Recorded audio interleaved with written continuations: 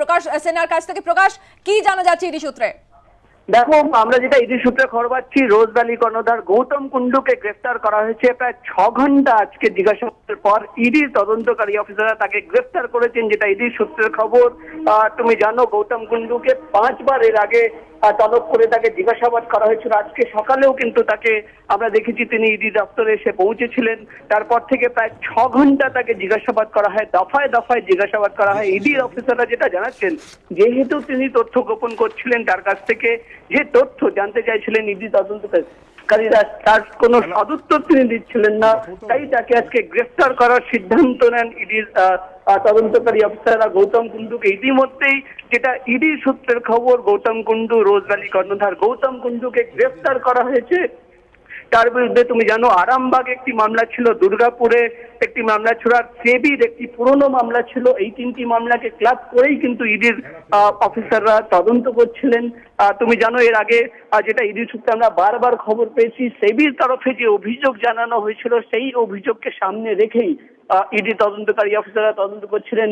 বারবার আমরা দেখেছি গৌতম কুন্ডুকে তলব করা হয়েছে, তাকে জিজ্ঞাসাবাদ করা হয়েছে। গতকালও কিন্তু তার 1.5 ঘন্টা গতকাল তাকে জিজ্ঞাসাবাদ করা হয়। তার কাছ থেকে কিন্তু বেশ কয়েকটা নথিপত্র চাওয়া হয়েছিল, যেটা ইডি সূত্রে আমরা জানতে পারছিলাম।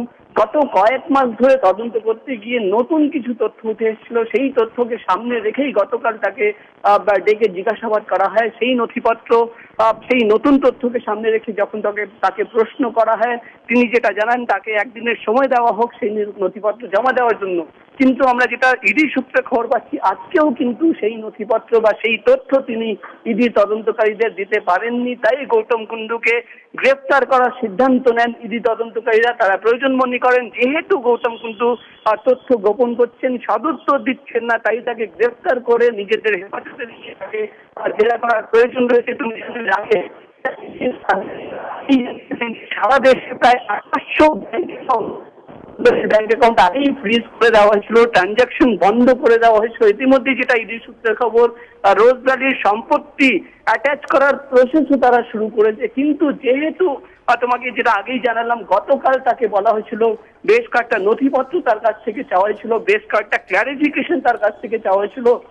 কিন্তু যেটা ইডি সূত্রের খবর, তিনি সেই তথ্য ইডি তদন্তকারীদের দিতে পারেননি।